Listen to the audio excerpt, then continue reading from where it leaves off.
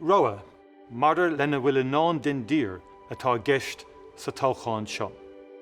An mín ling leanúint oring mar atá, nó don ngleic leis na dacrochtaí dá riire atá ag choristeach ar dhaoine I ngach cuid den tír.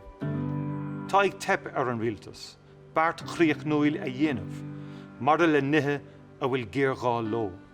Agus is léir go bhfuil an rialtas sásta le cuasaí mar atá. Ní ghlacaigh Fianna Fáil go deo lena na héad sin.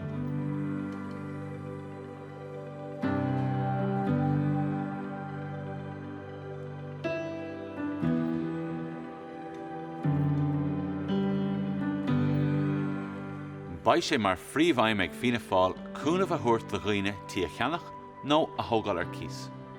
Ba réimse omland a bharta maidir le tithaíocht in acmhainne agus tithaíocht thóisialta a gurí bhaim, le tús ceart a chur le ré nua únéireachta tithe.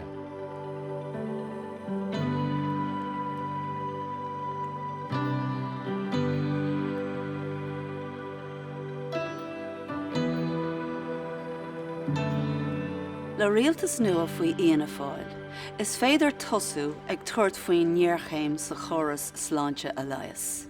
Is é atá sa phlean aghaidh ná níos mó buail fearna a ostú I mun obair tús líne mar a hastíonn na hospidéal agus I measc an phobail. Déanfar leathnú gan bhuail ar an giste náisiúnta cheana choráile, anas go muinfar na mílte den na liostaí feitheamh. Agus, leagfar béim Éire ar orabart seirbhísí mearchláinte.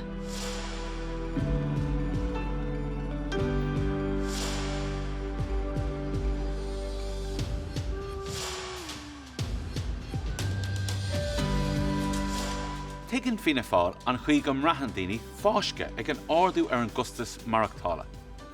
Sin an fá go sé lárnach inar cuid planana dul ngleic le costaisí arda orchais agus seirbhísí cuireann leanaí ag tág dul an ardú freisin.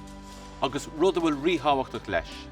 Is féidir arblean ag chuirí bhaim le buiséad stúma, anas go ndéanamid cinnte deire chur leis an bhallaí ó mhór agus leis an goramú airgid pobail le blianta beag an nuas.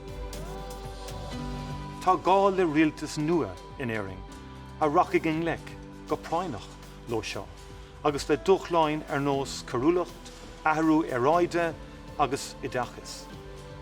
Tá na planana, an cumas agus an dígras ag Fianna Fáil chun dul chun cén súntasach a dhéanamh agus Éire de Chách a chruthú.